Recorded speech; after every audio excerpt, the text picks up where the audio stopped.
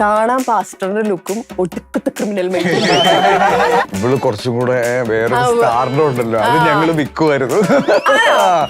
എന്നെ തിരിച്ചറിയാത്ത പല സ്ഥലങ്ങളിലും അവരുടെ കയറ്റി നിർത്തും ഫ്രണ്ടിലേക്ക്. ഞാൻ ചെറുപ്പത്തിൽ ഇങ്ങനെ നമ്മൾ നടനാവണമെന്ന് ആഗ്രഹിക്കുമ്പോൾ നമുക്ക് മുന്നിൽ നിർത്താനില്ലെങ്കിൽ പറയാൻ ഷൂട്ടിംഗ് ആണ് ഡിഗ്രി അസിഫ് വന്നിട്ടുണ്ടായിരുന്നു location. Full on mass, full on mass കേട്ടിരിക്കുന്നു, വിശ്വസിക്കുന്നു. എനിക്ക് തോന്നി എനിക്ക് നന്നായിട്ട് അഭിനയിക്കാൻ പറ്റത്തുള്ള. അങ്ങനെ ഞാൻ വീട്ടിലൊക്കെ ഭയങ്കര ഉടായ്പായിരുന്നു. എന്റെ വീട്ടിലെന്താണോ നടക്കുന്നത്, എന്റെ വീട്ടിൽ ഇനി എന്താ നടക്കണത്.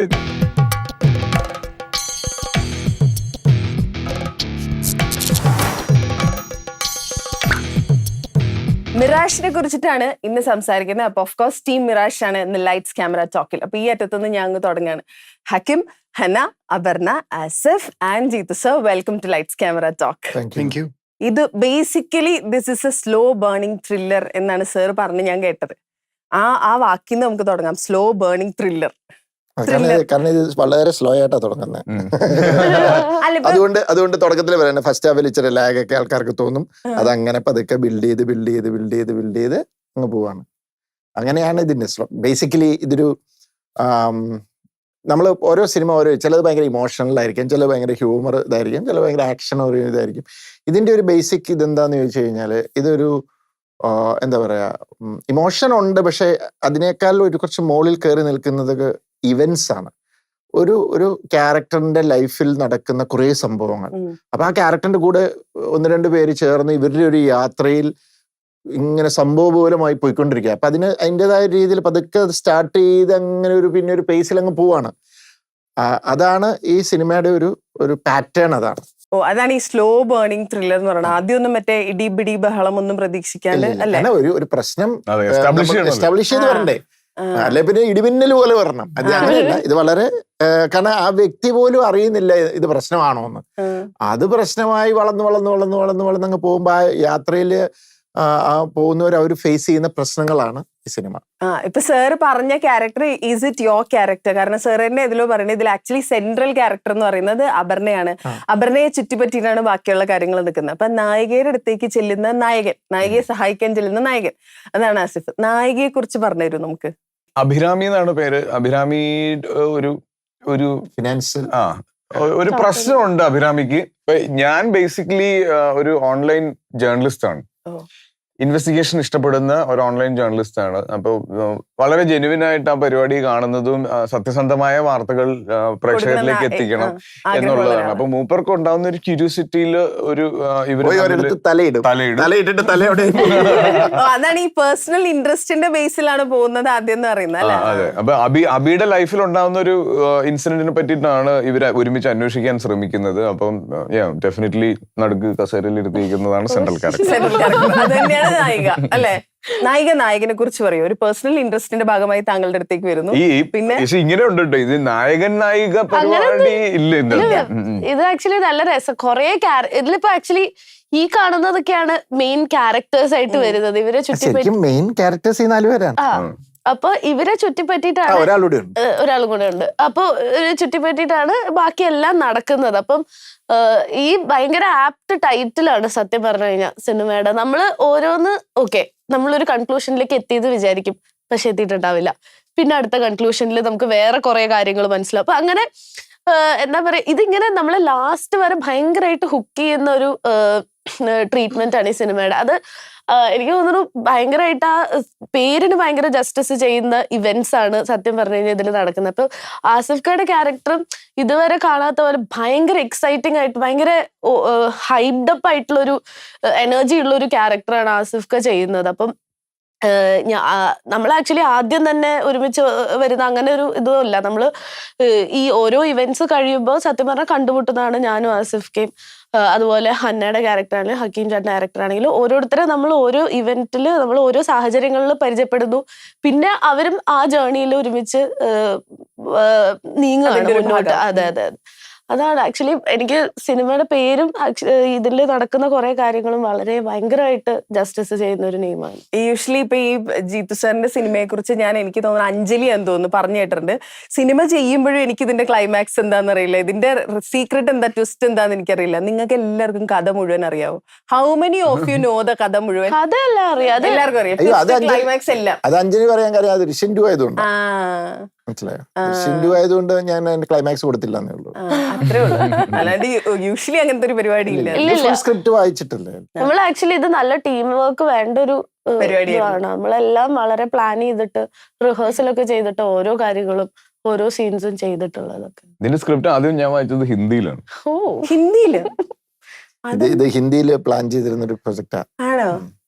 അപ്പൊ അവിടെ നമ്മൾ ഉദ്ദേശിച്ച രീതിയിൽ ആർട്ടിസ്റ്റും കാര്യങ്ങളും അവർക്ക് അവരുടേതായ രീതികളൊക്കെ മാറ്റങ്ങൾ പറഞ്ഞു. അപ്പൊ ഞാൻ പറഞ്ഞു അതിൽ നല്ല ഇവിടെ ഞങ്ങളുടെ ഇതൊക്കെ തോക്കുണ്ട്, ഞങ്ങളുടെ കളി ഇതൊക്കെ. രണ്ടാമത്തെ പടം വിത്ത് ജിത്തു ജോസഫ്. നമ്മൾ അന്ന് ലാസ്റ്റ് കൊറോണ പേപ്പേഴ്സിന്റെ സമയത്ത് കാണുമ്പോ അന്ന് പറയേണ്ടിയിരുന്നു പ്രിയദർശൻ സാറിന്റെ ഒരു സിനിമ ചെയ്യാൻ പറഞ്ഞ ഏതൊരു ആക്ടറിന്റെയും മോഹാണല്ലോ, അതാണ് ഇപ്പൊ പൂവണിയുന്നത്. ഇതിപ്പോ രണ്ടാമത്തെ പൂവണിയിലാണ്. How does it feel? പിന്നെയും പോകണമെന്ന് ആഗ്രഹമുണ്ട്. Anyway I feel so happy. First time ആണ് അപർണയോടെ വർക്ക് ചെയ്യുന്നത്. ഹക്കീമിന്റെ കൂടെ രക്ഷാധികാരി ഹാവ് ഡൺ, ആസിഫിയുടെ second time. So I think I'm happy Jithu sir gave me another work. മൂവിനെ പറ്റി പറയുകയാണെങ്കിൽ സെയിം തിങ്. ഇപ്പൊ ഇവരെല്ലാരും പറഞ്ഞ പോലെ തന്നെ I'm playing a character call Ritika. I'm her colleague. So I'm very protective. കൂടുതലൊന്നും പറയാൻ പറ്റില്ല ബിക്കോസ് ഒബ്വിയസ്ലി ജിത്തു സാറിന്റെ പ്രോജക്റ്റിനെ പറ്റി എന്തെങ്കിലും പറഞ്ഞാൽ സ്പോയിലർ ആവും. So I cannot tell anything. No one can tell anything. The only thing is whatever I want to say they said. അതൊക്കെ തന്നെ എനിക്ക് പറയാനുള്ളൂ. ദൈവമേ, നിങ്ങൾ എല്ലാവരും ഇത് തന്നെ പറഞ്ഞോണ്ടിരിക്കാൻ പോകണം. ഹക്കിം, ഞാൻ ആദ്യം ശ്രദ്ധിക്കുന്നത് ഫ്രീഡം അറ്റ് മിഡ് നൈറ്റ്സ് കാണുമ്പോഴാണ്. അത് ഷാൻചേട്ടൻ ചെയ്താണല്ലോ. അപ്പൊ ഷാൻചേട്ടൻ ഞങ്ങളുടെ ഒക്കെ സീനിയർ ആയത് കാരണം അതിങ്ങനെ ഇറങ്ങിയപ്പോ തന്നെ നമ്മൾ ഭയങ്കര ക്യൂരിയോസിറ്റിയിൽ കണ്ടു. അപ്പൊ അന്ന് തൊട്ട് എനിക്ക് നിങ്ങളെ ഭയങ്കര ഇഷ്ടമാണ്. അപ്പൊ നൈസ് മീറ്റിംഗ് യു മാൻ. ഞാൻ ഇതുവരെ ഇത്ര ഇന്റർവ്യൂസ് ചെയ്തിട്ട് ഐ കുഡൻ മീറ്റ് യു. അപ്പൊ കണ്ടപ്പോ എനിക്ക് ഭയങ്കര സന്തോഷമായി. You are A wonderful actor. ഇനി നമുക്ക് നിരാശിനെ കുറിച്ച് പറയാം.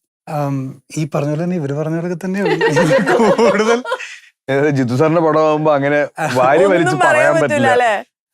അത്രേ ഉള്ളൂ. ഇപ്പൊ എന്റെ ക്യാരക്ടറിന്റെ പേര് കിരൺ എന്നാണ്. പിന്നെന്താ, നമ്മളൊക്കെ കൊളീഗ്സ് ആണ്. ഞങ്ങള് മൂന്നുപേരും ഒരു ഓഫീസിൽ വർക്ക് ചെയ്യുന്ന ആൾക്കാരാണ്. നമ്മൾ അങ്ങനെയാണ് പരിചയപ്പെടുന്നത്. അങ്ങനെ ഒരു പ്രശ്നം ഉണ്ടാകുന്നത് അതിനെ ചുറ്റിപ്പറ്റി നടക്കുന്ന സംഭവ വികാസങ്ങളാണ് പരിപാടി. എന്നിട്ട് ഇപ്പൊ സിനിമയൊക്കെ കഴിഞ്ഞപ്പോ കിട്ടുന്ന ഒരു ഫീൽ എന്താ? കാരണം ഇതിന്റെ ഈ മോഷൻ പോസ്റ്റർ ഒക്കെ കണ്ടപ്പോ ഉണ്ടല്ലോ, ആ മ്യൂസിക് കൂടുതൽ കേൾക്കുമ്പോ ഭയങ്കര ഇന്റൻസ് ഒരു പരിപാടി. അതായത് കാണുന്ന നമുക്കും കൂടെ ഭയങ്കര ടെൻഷൻ ആവുന്ന പോലത്തെ ഒരു സാധനമായിരുന്നു. ആ ഫീൽ ആയിരിക്കും ഞങ്ങൾക്ക് ഇത് കണ്ടിറങ്ങുമ്പോ? തീർച്ചയായിട്ടും ആയിരിക്കും. ആ, ഞങ്ങളെ കൂടെ ടെൻഷൻ ആക്കും ഇല്ലേ? അല്ല, നിങ്ങളെ ടെൻഷൻ ആക്കണം എന്നാണ് നമ്മുടെ ആഗ്രഹം. ഇതിനകത്തെ ക്യാരക്ടേഴ്സിന്റെ യാത്ര തുടങ്ങുമ്പോൾ എല്ലാരും ടെൻസ്ഡ് ആണ്.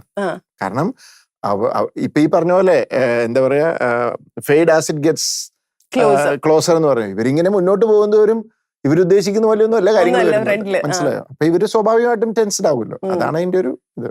ജീത്തു സാറ് ഞാൻ രാവിലെ വന്നിരിക്കുന്ന കേട്ടോ. അപ്പൊ രാവിലെ വരുമ്പോൾ ജീത്തു സാർ അങ്ങോട്ടും ഇങ്ങോട്ടും ഓരോ ഇന്റർവ്യൂ കഴിഞ്ഞൊക്കെ നടക്കണ്ടേ.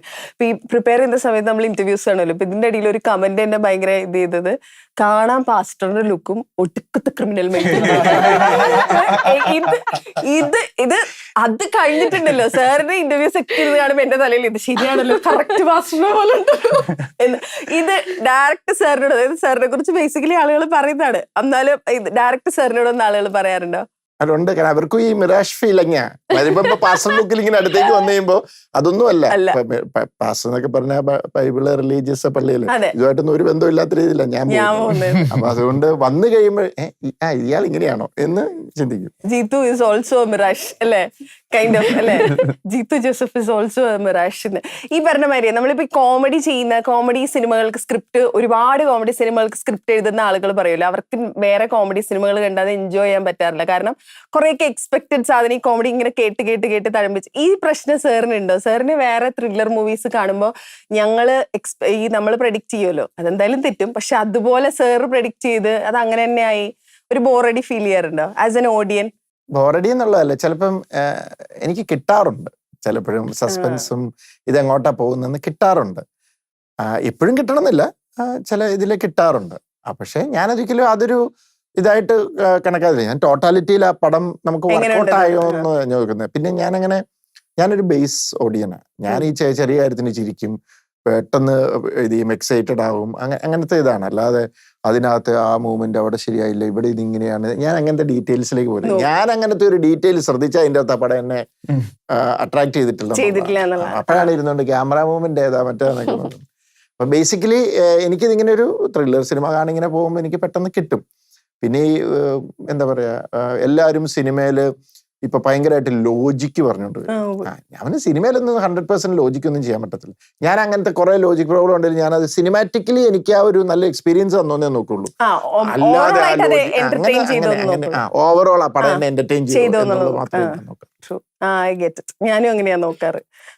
എല്ലാരും ശ്രദ്ധിച്ച് അങ്ങനെ നോക്കിയ എല്ലാരും ആ സിനിമ, അല്ലാതെ അതിനകത്ത് അവിടെ ഇത് പ്രശ്നം, ഇവിടെ ഈ പ്രശ്നം, ഈ ലോജിക് പ്രോബ്ലം ഉണ്ട്, എന്തിനാ അങ്ങനെ നോക്കുന്നത്? സിനിമയല്ലേ. ഇനി ഒരു ലോജിക്കും ഇല്ലാത്ത കംപ്ലീറ്റ് ഒരു പക്ക മാസ് പടം ചെയ്യണമെന്ന് സാറിന് ആഗ്രഹമുണ്ട്. ഞാനത് ജോണി ആന്റണിയോട് പറഞ്ഞിട്ടുണ്ട്, എനിക്ക് CID മൂസ പോലത്തെ പടം ചെയ്യണം, എനിക്ക് വലിയ ആഗ്രഹമാണ്. അതുപോലെ തന്നെ നല്ല മാസ് ഒരു ഇടിപ്പടം ചെയ്യണമെന്ന് അതിയായ ആഗ്രഹമുണ്ട്.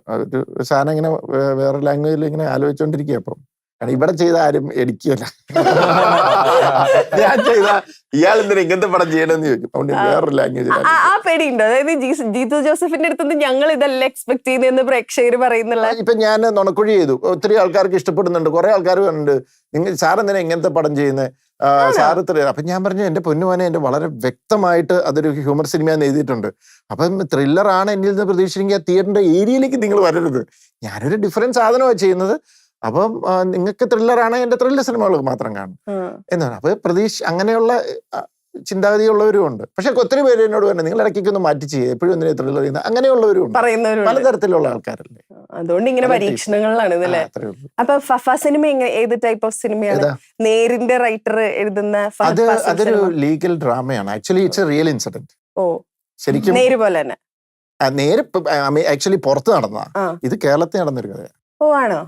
അത് ആയോ, സെറ്റായോ? ഫുൾ സ്ക്രിപ്റ്റ് റെഡി ആയിട്ടിരിക്കല്ലേ. അതായത് ഒരു വർഷം, ഒരു 6-7 മാസം മുമ്പ് അതിന്റെ സ്ക്രിപ്റ്റ് വർക്ക് കഴിഞ്ഞ. ഓക്കെ. ഇപ്പൊ ഈ നമ്മുടെ സിനിമയുടെ ഷൂട്ടിന്റെ സമയത്തെ ആസ് വരുമ്പോ ഇങ്ങനെ അവിടെ ഒന്നും പറയണ്ടായിരുന്നല്ലോ ഭക്ഷണം കഴിച്ചിട്ടില്ല, കാരണം ചില സമയത്ത് ദേഷ്യമൊക്കെ വരും, കാർബോഹൈഡ്രേറ്റ്സ് ഒക്കെ കട്ട് ചെയ്തിട്ട്. അപ്പൊ ഞാൻ ഇതിന്റെ ഭക്ഷണത്തിന്റെ ഒരു വ്ളോഗ് ഉണ്ടായിരുന്നു, അതായത് സെറ്റിലെ ഭക്ഷണം എന്ന് പറഞ്ഞിട്ട്. അത് എന്ത് എജാതി ഭക്ഷണമാണ്, എന്നിട്ട് അതിന്റെ ഇടയിലേക്ക് എങ്ങനെ കഴിക്കാതെ പിടിച്ചിരുന്നത്? അതാ ഇത് ഈ ട്രാൻസ്ഫോർമേഷൻ ചെയ്യുന്ന സമയത്ത് നമ്മുടെ ബോഡിയിൽ മാത്രമല്ല മൊത്തത്തിൽ നമുക്കൊരു ട്രാൻസ്ഫോർമേഷൻ വരും, പേഷ്യൻസ് ലെവൽ കൂടും. കുറെ എനിക്ക് ബേസിക്കലി ഭക്ഷണം ഇഷ്ടപ്പെടുന്ന ആൾക്കാരുണ്ടല്ലോ, അത് ആസ്വദിക്കുന്ന അല്ലെങ്കിൽ വെറൈറ്റി അന്വേഷിച്ച് പോയി എടുക്കുന്ന. ഇപ്പൊ പ്രത്യേകിച്ച് പറയുകയാണെങ്കിൽ ഞാൻ കോഴിക്കോട് ഇപ്പൊ ടിക്കറ്റൊക്കെ ഷൂട്ട് നടക്കുന്നത്. അപ്പൊ അതൊരു വലിയ വെല്ലുവിളിയാണ്. ഈ നേരത്തെ ഷൂട്ടൊക്കെ കഴിയുന്ന ദിവസങ്ങളിൽ പുറത്ത് പോയി കഴിയുമ്പോൾ നമ്മൾ യൂസ്ഡ് ആയിട്ടുള്ള കുറെ ശീലങ്ങളുണ്ട്, ഇങ്ങനെ ഫേമസ് ആയിട്ടുള്ള കുറെ ഫുഡ് ജോയിന്റ്സ് പോയി കഴിക്കുക എന്നുള്ളത്. അത് ചെയ്യാൻ പറ്റുന്നില്ല എന്ന് പറയുന്നുണ്ട്. പിന്നെ കാപ്സ് കട്ട് ചെയ്യുമ്പോൾ നമ്മൾ ഇറിറ്റേറ്റഡ് ആവും, എന്തിനാ ദേഷ്യം വരുന്നതെന്ന് മനസ്സിലാവില്ല. അതൊക്കെ കൺട്രോൾഡ് ആവും. അപ്പൊ മിറാഷിന്റെ സെറ്റിൽ അപർണയുടെ അമ്മ വന്നില്ല, മാമ്പഴപ്പുളിശ്ശേരി വന്നു, അലുവയായിട്ട് വന്ന് മാമ്പഴപ്പുളിശ്ശേരി കൊണ്ടുവന്ന്, എന്നിട്ട് ഞാൻ ഗ്രിൽഡ് ചിക്കൻ മാമ്പഴപ്പുളിശ്ശേരി മുക്കി കഴിച്ചു. അവസ്ഥ എന്തെങ്കിലും ഒരു ചേഞ്ച് വേണമല്ലോ. എങ്ങനെ ഉണ്ടായിരുന്നു ചിക്കൻ പ്ലസ് ആ സമയത്തൊക്കെ എന്ത് കിട്ടിയാലും അടിപൊളിയാണ്. സ്വർഗം, കഴിക്കുന്നതൊക്കെ സ്വർഗം. അമ്മ അവസാനം ഒരിക്കൽ സെറ്റില് വന്നപ്പം അന്ന് ഒക്കെ നേരത്തെ പോയത് ഉണ്ടായിരുന്നു. അമ്മ മറ്റേ ഡേറ്റ്സിന്റെ സ്വീറ്റ്സ് കൊടുന്നു. എന്താ ചോദിക്കുമ്പോ എല്ലാവരും ഡയറ്റ്, എന്നാ പിന്നെ വേണ്ട നല്ല. അപ്പൊ അമ്മ ഇത് എന്തോ എവിടുന്നോ വാങ്ങിച്ചിട്ട്, അപ്പം അമ്മയ്ക്ക് ഇഷ്ടം ഇങ്ങനെ സ്നാക്സ് കൊണ്ടു നടക്കുന്നത്, പൊതുവെ എല്ലാവർക്കും കൊടുക്കുന്നത് ഭയങ്കര ഇഷ്ടമാണ് അമ്മയ്ക്ക്. സെറ്റിൽ പ്രത്യേകിച്ച് ഇക്കായിട്ട് പണ്ട് തൊട്ടേ നമ്മൾ കുറെ സിനിമകൾ ചെയ്തിട്ട് എല്ലാ സെറ്റിലും അമ്മ ഇങ്ങനെ എന്തെങ്കിലുമൊക്കെ ആയിട്ട് വരും. അപ്പൊ അവസാനം നോക്കുമ്പോ ഇപ്പൊ എല്ലാവരും ഡയറ്റില്ല. അപ്പൊ പിന്നെ അമ്മ ഡയറ്റിന്റെ സ്നാക്സ് ആയിട്ട് അവസാനം വന്നിട്ടുണ്ടായിരുന്നു. അത് പക്ഷെ നല്ല ടേസ്റ്റ്. ഈ ഡയറ്റിന്റെ കാര്യം പറയുമ്പോ I have never seen you ഭയങ്കര വണ്ണമുള്ള ഒരാളായിട്ട്. ഇപ്പൊ ഞാൻ ഹക്കീമിന് വേണ്ടി നോക്കുമ്പോ അതിനകത്ത് ഹക്കീം എവിടെയോ പറഞ്ഞു കേട്ടിട്ടുണ്ട്, അതായത് സിനിമ എന്നുള്ളൊരു മോഹം ഉള്ളിൽ കിടക്കുന്നതുകൊണ്ട് ഇവർ ഓൾവേസ് ലൈക്ക് ഫിറ്റ്നസ് നോക്കുമായിരുന്നു, സ്കിൻ നോക്കുമായിരുന്നു, അങ്ങനെയൊക്കെ നോക്കുന്ന ആളാണെന്ന്. ഈ സിനിമ എന്നുള്ള മോഹം ഭയങ്കര ചെറുപ്പത്തിലേക്ക് വരണം എന്നുണ്ടെങ്കിൽ ഒരു എന്തെങ്കിലും ഒരു സ്പാർക്ക് വേണമല്ലോ. What is that? എന്താ പറയാ, എന്റെ വീട്ടിൽ നിന്ന് ഒരു 5 കിലോമീറ്റർ അപ്പുറമാണ് ആസിക്കാട് വീട്. ഞാൻ ചെറുപ്പത്തിൽ ഇങ്ങനെ നമ്മൾ നടനാവണമെന്ന് ആഗ്രഹിക്കുമ്പോൾ നമുക്ക് മുന്നിൽ നിർത്താനില്ലെങ്കിൽ പറയാൻ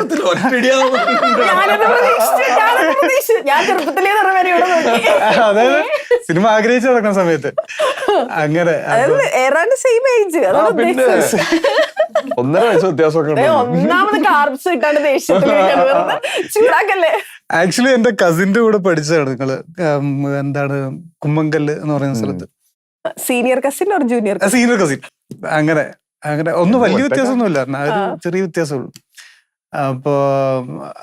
അപ്പൊ നമ്മളിങ്ങനെ സിനിമ ആഗ്രഹിച്ച് നടക്കുന്ന സമയത്ത് ഒരു തൊടുപുഴക്കാരൻ ഇങ്ങനെ കയറി വരുന്നു. അപ്പൊ ഭയങ്കര എക്സൈറ്റഡ് ആയിട്ടാണ് അത് കണ്ടുകൊണ്ടിരുന്നത്. അപ്പൊ നമുക്ക് വീട്ടിൽ പറയാനാണെങ്കിലും ആസിഫിക്കാടെ ജേണിയും ഇല്ലെങ്കിൽ ഇപ്പൊ ആസിഫിലേക്ക് പറ്റാമെങ്കിൽ പിന്നെ എനിക്കെന്താ പറ്റില്ല. നമ്മളൊരു ടിപ്പിക്കൽ മുസ്ലിം ഫാമിലി വരുന്ന ആളാണ്. അപ്പൊ നമുക്ക് മുന്നിൽ നിന്ന് വാദിക്കാൻ ഇക്കാടെ പേരുകളൊക്കെ ആ സമയത്ത് കാണിച്ചു കൊടുക്കാൻ ഒരാളുണ്ടായിരുന്നു. ആ. എല്ലാവരും തമ്മിൽ അറിയാം, ഫാമിലീസ് എല്ലാം ക്ലോസ് ആണ്.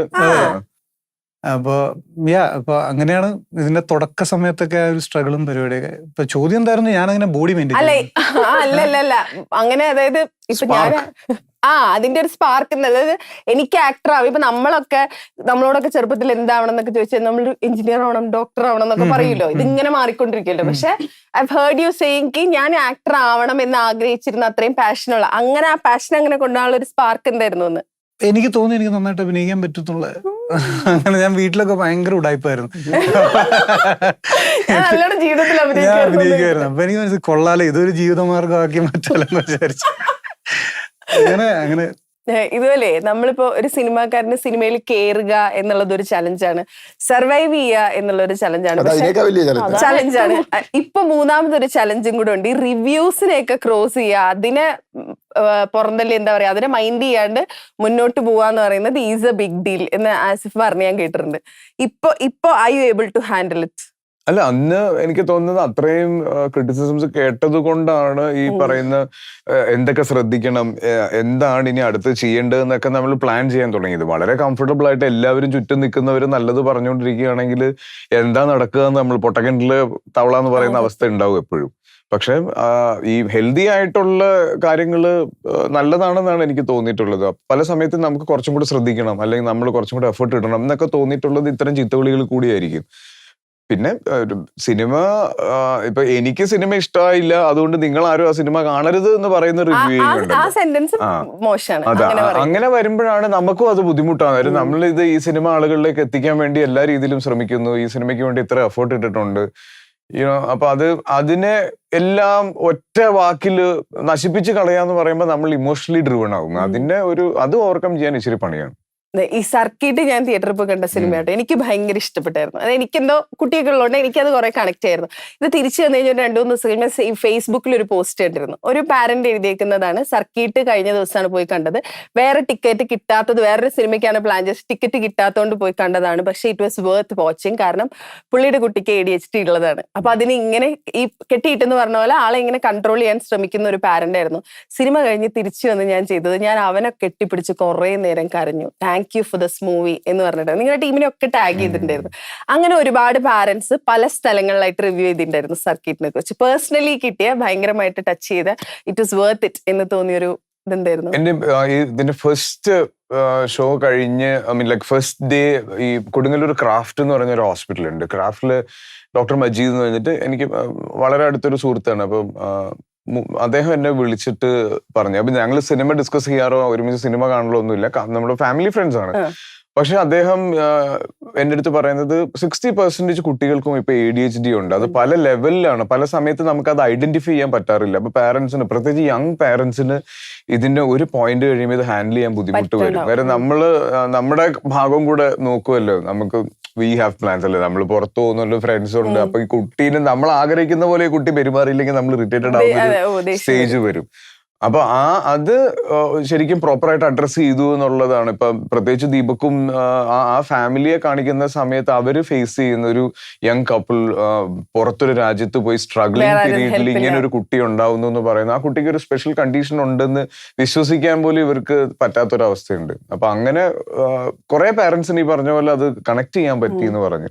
അപ്പൊ ഇങ്ങനെയുള്ള റെസ്പോൺസസ് വരുമ്പോ ഭയങ്കര സന്തോഷം തരാറുണ്ട്. പക്ഷെ തിയേറ്ററിൽ ഇത് കൊമേഴ്ഷ്യലി എത്രത്തോളം സക്സസ്ഫുൾ ആയെന്ന് ചോദിക്കുമ്പോൾ അതൊരു അഗൈൻ ഒരു ക്വസ്റ്റ്യൻ മാർക്കാണ്. അത് ഈ പറഞ്ഞ പോലെ എനിക്ക് തോന്നുന്നു അത് ഭയങ്കര ഒച്ചപ്പാടും ബഹളമൊന്നും ഇല്ലാണ്ട് സ്ലോ പേസി, പക്ഷെ ഞാൻ ഭയങ്കര എൻജോയ് ചെയ്ത് കണ്ടൊരു സിനിമയാണ്. എനിക്കും ഭയങ്കര ആ ഇഷ്ടമാണ്. സിനിമ കഴിഞ്ഞ് ഇറങ്ങുമ്പോൾ ഞാൻ അർജുനെ കണ്ടിരുന്നു. അപ്പൊ അർജുന കണ്ടോ നല്ലതാണോ എന്നൊക്കെ ചോദിച്ചിരുന്നു. അത് നല്ല സിനിമയായിരുന്നു, നല്ല രസമുള്ള സിനിമയായിരുന്നു. ഇപ്പൊ you yourself is a parent, അത് 2 കുട്ടികളുണ്ട്, ഒരു ആൺകുട്ടി ഒരു പെൺകുട്ടി. അതിനെ കുറിച്ച് പല സ്ഥലങ്ങളിൽ ഞാൻ പറഞ്ഞു കേട്ടിട്ടുണ്ട്, പക്ഷെ ഹയനെ പറ്റി അധികം മെൻഷൻ ചെയ്ത് കേട്ടിട്ടില്ല. അപ്പം ഒരു പെൺകുട്ടിയുടെ, ഈ പല പുരുഷന്മാരും പറഞ്ഞു കേട്ടിട്ടുണ്ട്, ഒരു പെൺകുട്ടിയുടെ അച്ഛനാവുമ്പോ നമ്മളിൽ വരുന്ന കുറെ മാറ്റങ്ങൾ ഉണ്ട്. എന്തൊക്കെയായിരുന്നു അത് ഫോർ യു? എനിക്ക് എന്നെ വീട്ടിലേക്ക് തിരിച്ചു വരാൻ ആഗ്രഹിപ്പിക്കുന്നത് ഹയാണ് എപ്പോഴും. കാര്യം പേഴ്സണലി ഞാനും അനിയനും ഞാനും അച്ചുവും ഒരുമിച്ച് നമ്മൾ തൊടുപുഴയിലുള്ള സമയത്താണെങ്കിലും നമ്മുടെ ലൈഫിൽ പെൺകുട്ടികൾ അധികം ഉണ്ടായിട്ടില്ല. ലൈക് കസിൻസ് എല്ലാം ആണുങ്ങളാണ്, ചുറ്റുമുള്ള ഫ്രണ്ട്സ് മുഴുവൻ ആണുങ്ങളാണ്. അപ്പൊ പെൺകുട്ടികളുടെ പ്രത്യേകിച്ച് ആ ഒരു ഏജിലുള്ള ഒരു പെൺകുട്ടി വളർന്നു വരുന്നതൊന്നും ഞാൻ കണ്ടിട്ടില്ല. അപ്പൊ ഒരുപാട് പേര് പറയുമായിരുന്നു ഇങ്ങനെ അപ്പന്മാരോട് പെൺപിള്ളേർക്ക് ഭയങ്കര സ്നേഹമാണെന്നുള്ളത്.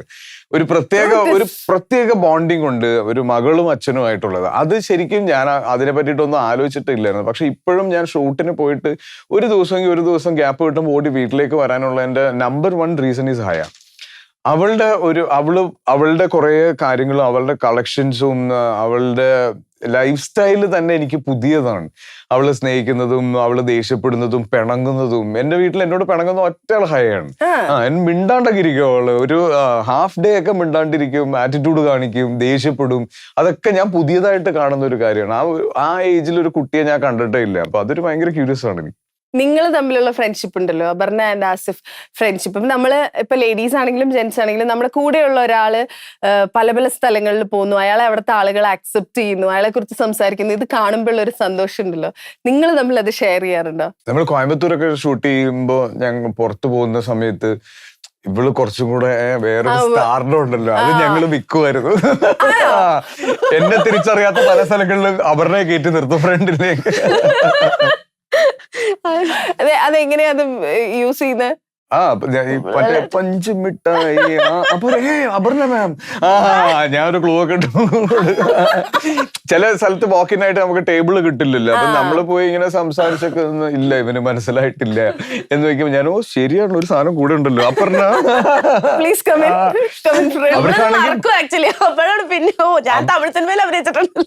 അവിടെ പ്രത്യേകിച്ച് തമിഴിയൻസിന്റെ ഭയങ്കര ഈ ആർട്ടിസ്റ്റിനോടുള്ള ഒരു സ്നേഹവും ബഹുമാനവും ഭയങ്കരമാണ്. അപ്പൊ ഈ പെട്ടെന്നൊക്കെ അവിടെ കുറെ ലഞ്ച് ഹോംസ് ഉണ്ടല്ലോ ഈ കോയമ്പത്തൂരിൽ. അപ്പൊ അവിടെ ഒന്നും നമുക്ക് പെട്ടെന്ന് ലഞ്ചിന് കയറിപ്പോയ ടേബിൾ ഒന്നും കിട്ടൂല.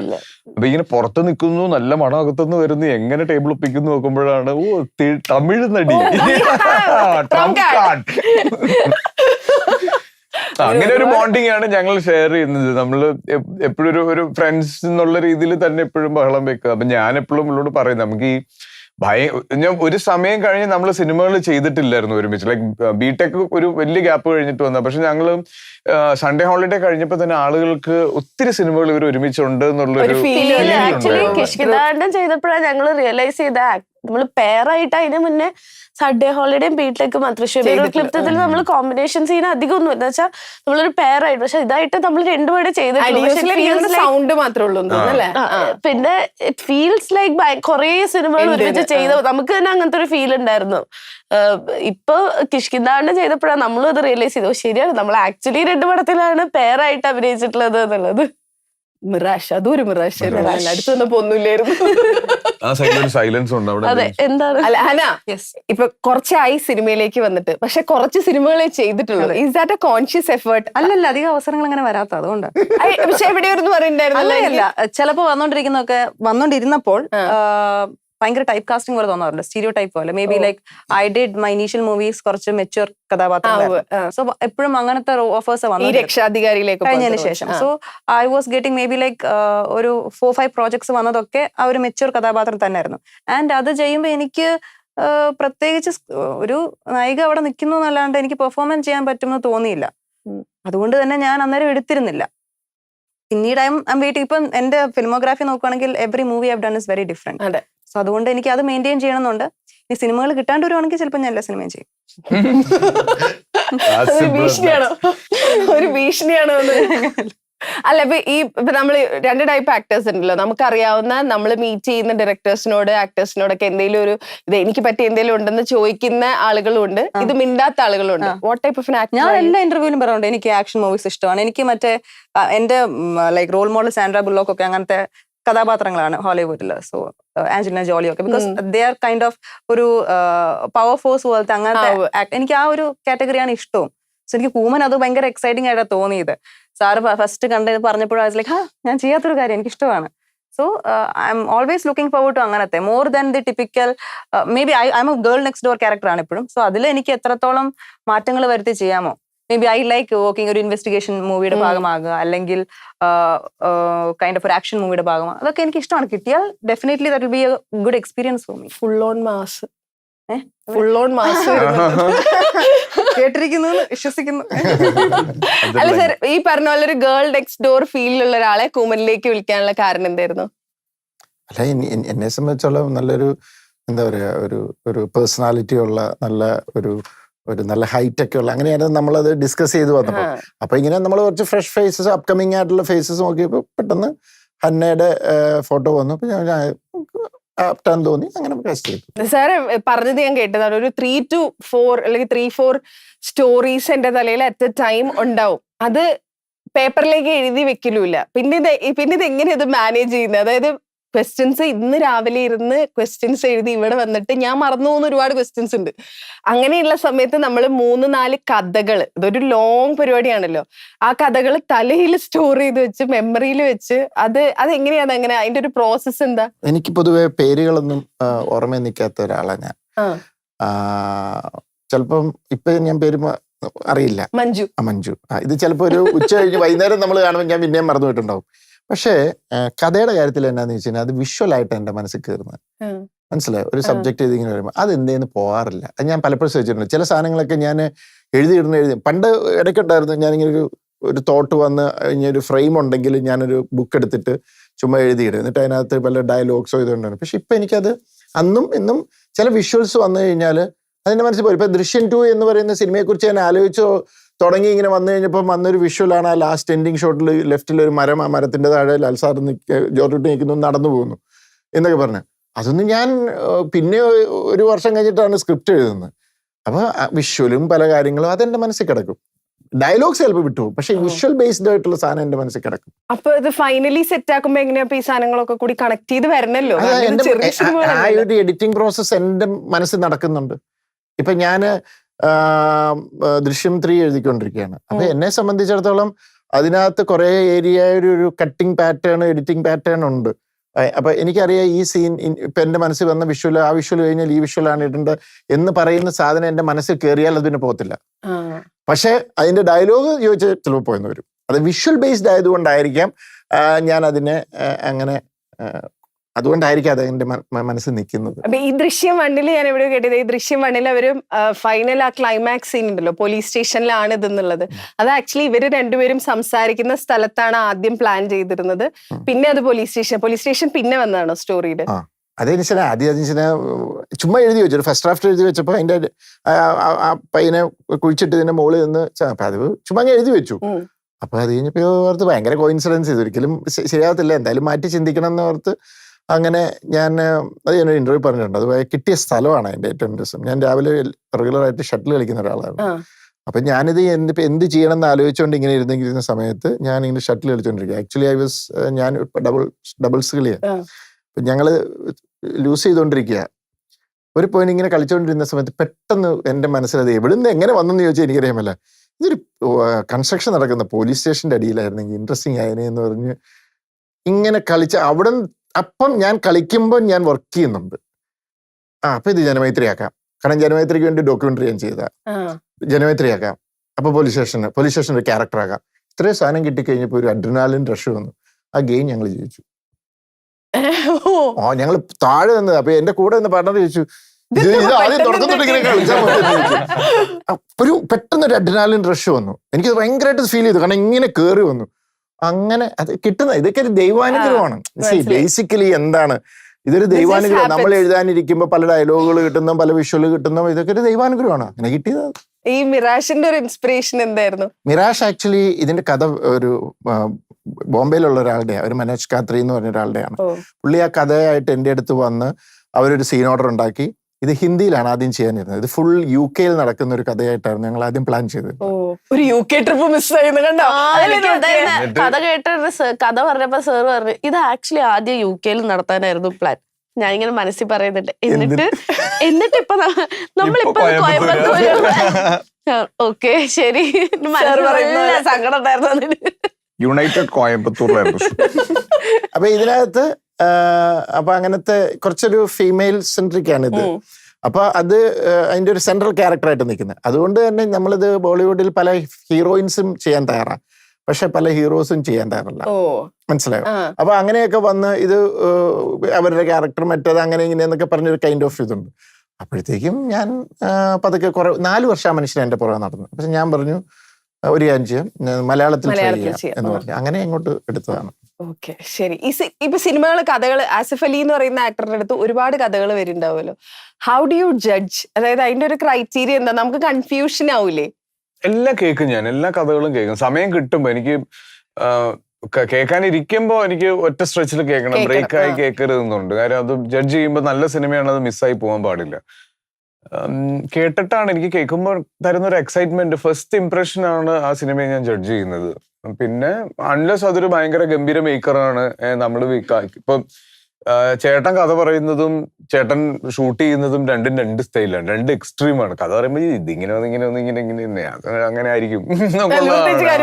പക്ഷെ അത് ഷൂട്ട് ചെയ്യുന്ന സമയത്ത് ഭീകര ക്ലാരിറ്റിയാണ്. റിയാക്ഷൻ വരെ എന്താ വേണ്ടതെന്നുള്ളത് ചേട്ടൻ പറഞ്ഞു തരും. അപ്പൊ അങ്ങനെ അൺലെസ് ഒരു നല്ല മേക്കറാണ്, പ്രൂവൺ ആണെന്നുണ്ടെങ്കിൽ എനിക്ക് കഥ കേട്ടിട്ട് തന്നെയാണ് ബേസ്. അതുപോലെ സാർ എങ്ങനെയാ ഈ ഇപ്പൊ ത്രില്ലർ ആണല്ലോ നമ്മൾ ഉണ്ടാക്കുന്നത്, അതിന്റെ ട്വിസ്റ്റും ഇതൊക്കെ ഭയങ്കര ഇമ്പോർട്ടന്റ് ആണല്ലോ. ഇതാളുകൾ ജഡ്ജ് ചെയ്യില്ല എന്ന് സാർ തീരുമാനിക്കുന്നത് എങ്ങനെയാ? How do you judge it? കാരണം ഇതൊരു വലിയ പ്രോസസ് ആണല്ലോ. ആൾക്കാർ ജഡ്ജ് ചെയ്യില്ല എന്നൊന്നും തീരുമാനിക്കാൻ പറ്റത്തൊന്നുമില്ല, അത് ആൾക്കാരാ തീരുമാനിക്കണേ.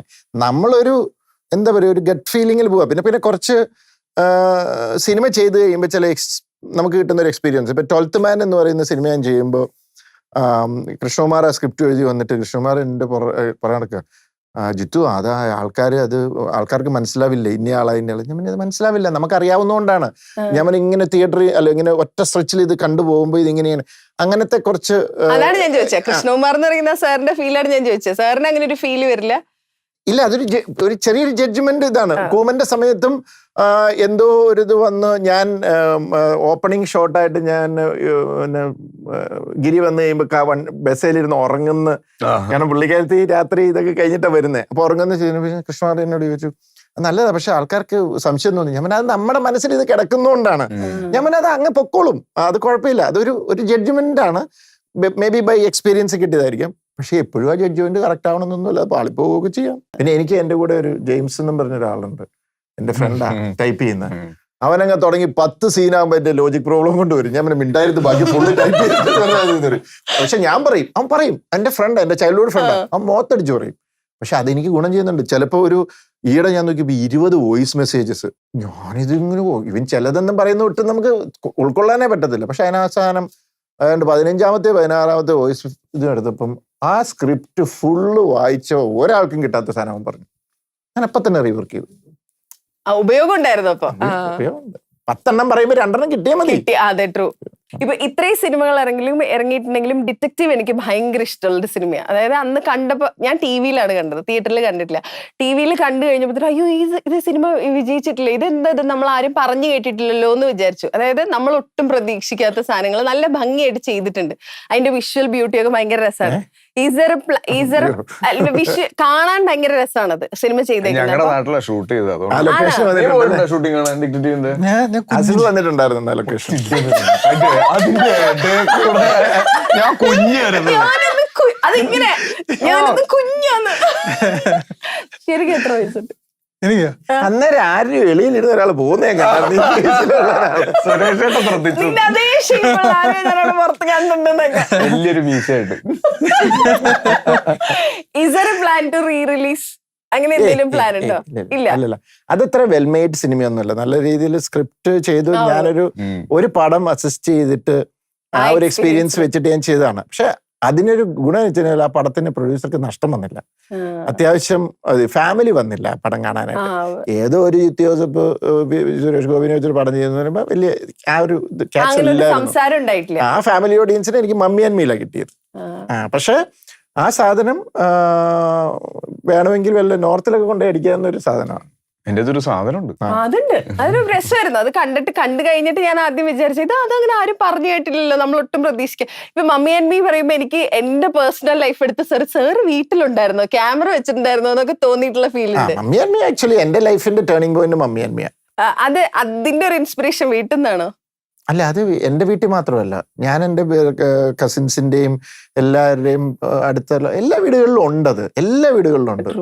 കാരണം ഞാൻ എൻ്റെ ബ്രദർ പറഞ്ഞിട്ടുണ്ട്, പടം കണ്ട് ഇറങ്ങിക്കഴിഞ്ഞ് കഴിഞ്ഞപ്പം എന്നെ വിളിച്ചിട്ട് പറയാ, എടാ എൻ്റെ ഫ്രണ്ട് ചെയ്യുന്ന ഒരു ലേഡി ഫോൺ വിളിച്ചിട്ട് പുള്ളിക്കാരത്തോട് പറയാ, എടീ നീ ഈ സിനിമ കാണണം, നിന്റെ മകള് മഞ്ജുവിന്റെ അതേ സ്വഭാവം പറഞ്ഞിട്ട് ഇങ്ങനെയൊക്കെ പറഞ്ഞ് മീൻസ് അങ്ങനെ ആൾക്കാർക്ക് റിലേറ്റ് ചെയ്യാൻ പറ്റുന്ന ഒരു സിനിമ. ആ സിനിമ കണ്ടു കഴിഞ്ഞിട്ട് ആദ്യം എന്റെ സിസ്റ്റർ എന്നോട് പറഞ്ഞത് ചേച്ചി അമ്മയും, കറക്റ്റ് ചേച്ചി അമ്മയും. അതാണ് എന്റെ വീട്ടിൽ നടന്നുകൊണ്ടിരുന്നത്. ഒരു പ്രായത്തിൽ അത് കഴിഞ്ഞിട്ടാണ് മമ്മി അമ്മ എന്റെ വീട്ടിൽ നടന്നത്. കാരണം പിള്ളേർ വളർന്ന് വരുന്നേ ഉണ്ടായിരുന്നുള്ളൂ. അത് എപ്പോഴും അമ്മമാരും പെൺമക്കളും തമ്മിലൊരു ചെറിയൊരു ഫ്രിക്ഷൻ ഉണ്ടാവും. എന്റെ വീട്ടിലെന്താണ് എന്റെ വീട്ടിൽ ഇനി എന്താ നടക്കണെന്ന് ചോദിച്ചത്. അത് നടക്കൂട്ടോ, അതൊരു ഒട്ടും അവോയ്ഡ് ചെയ്യാൻ പറ്റത്തില്ല. ഒരു ടീനേജ് സമയത്ത് അമ്മമാരാണ് ഏറ്റവും കൂടുതൽ പെൺമക്കളെ കൺട്രോൾ ചെയ്യുന്നത്. അവർക്കത് ഇഷ്ടപ്പെടത്തില്ല. അപ്പന്മാരോട് ഭയങ്കര സ്നേഹമായിരിക്കും ആ സമയത്ത്. അപ്പന്മാരിങ്ങനെ വിടൂല, പോട്ടെ എന്തേലും. അല്ല, മുകേഷ് ചേട്ടന്റെ ക്യാരക്ടറും അല്ല, ഒരു റെഫറിയുടെ റോളാണ് ആക്ച്വലി. അങ്ങനെ ഒരു പോസ്റ്ററൊക്കെ അടിച്ചായിരുന്നു. ഇവർ രണ്ടും ഇങ്ങനെ ബോക്സ് റെഫറി വിസിലൊക്കെ പിടിച്ച് നിൽക്കുന്ന ഒരു ഇത്. ആദ്യം ഇതിന് മുന്നത്തെ സിനിമയ്ക്ക് സാർ പറഞ്ഞത് ഒരു ജിത്തു ജോസഫ് സിനിമ എന്ന് നിങ്ങൾ പറയുന്ന സിനിമയല്ല, ഇത് കംപ്ലീറ്റ് കോമഡിയാണെന്നാണ്. മിറാഷിനെ കുറിച്ച് സാറിന് കാണുന്നവരോട് പറയാനുള്ളത് ഒരു എന്താ പറയാ, ഒരു ഫാമിലി ആയിട്ട് വന്നിരുന്ന് കാണാൻ പറ്റുന്ന ഒരു എന്റർടൈനറാണിത്. ഒരു എന്താ പറയാ, ഒരു മിസ്റ്റീരിയസ് ഒരു 2-3 ക്യാരക്ടേഴ്സിന്റെ ഒരു മിസ്റ്റീരിയസ് ജേർണിയാണ്. They are looking for some answers. അതാണ് സംഭവം, അത്രേ ഉള്ളൂ. അത് ഒരു എന്റർടൈനറാണ്. തിയേറ്ററിൽ വന്നിരുന്നു കഴിഞ്ഞാൽ 2-2.5 മണിക്കൂർ നിങ്ങൾക്ക് എൻജോയ് ചെയ്യാവുന്ന ഒരു സിനിമ. അതാണ് ഞങ്ങൾ ഉദ്ദേശിച്ചിരിക്കുന്നത്. നിങ്ങൾ എന്റർടൈൻഡ് ആവുമെന്ന് വിശ്വസിക്കുന്നു, അത്രേ ഉള്ളൂ. ഈ ടിക്കി ടാക്കയുടെ ഒരു കാര്യം ഞാൻ മറന്നു. ഞാൻ ഒരു പോസ്റ്റ് കണ്ടതാ, അതായത് ഞാൻ ആ സ്റ്റോറി കണ്ടിട്ടില്ല. ടിക്കി ടാക്കയുടെ ഡയറക്ടർ ഒരു സ്റ്റോറി ഇട്ടിരുന്നു. ആ സ്റ്റോറി ആക്ച്വലി ആ സിനിമയുടെ കഥയാണ്, ഡീകോഡ് ചെയ്യാൻ പറ്റുമെങ്കിൽ ചെയ്തോളാൻ പറഞ്ഞു. ഞാനത് കുറെ തപ്പിട്ട് എനിക്ക് കിട്ടിയില്ല. ആരെങ്കിലും ശരിക്കും അങ്ങനെ ഉള്ളതാണോ? ഡീകോഡ് ചെയ്തിട്ടില്ല ആരും, പക്ഷെ രോഹിത് അതിന്റെ അകത്ത് എന്തോ ഉദ്ദേശിച്ചിട്ടുണ്ട്. രോഹിത് എന്തോ ഉദ്ദേശിച്ചിട്ടുണ്ട്, നിങ്ങൾക്ക് മനസ്സിലായിട്ടില്ല? കഥ അറിയാവുന്ന എനിക്ക് മനസ്സിലായിട്ടില്ല. ആണോ? ആരും ഡീകോഡും ചെയ്തിട്ടില്ല ഇതുവരെ ഇല്ല. ഈ നസ്ലിന്റെ ഒക്കെ ലുക്കൊക്കെ ഭയങ്കര രസമായിട്ടുണ്ടല്ലോ, കളറൊക്കെ കംപ്ലീറ്റ് ഹെയറിന്റെ മാറി അല്ലേ? What kind of A movie it is? ഒരു തിയേറ്റർ എന്റർടൈനർ ആണ്. നമ്മൾ തിയേറ്ററിൽ പോയി കുറച്ച് ഒച്ചയും ബഹളമൊക്കെ കാണാൻ ആഗ്രഹിക്കുന്ന രീതിയിലുള്ള ജിൽ. ഓക്കെ, അപ്പൊ ഈ സിനിമയും ജിൽജിലായിട്ട് അങ്ങ് സക്സസ്ഫുൾ ആവട്ടെ. All the best and thank you so much. Thank you.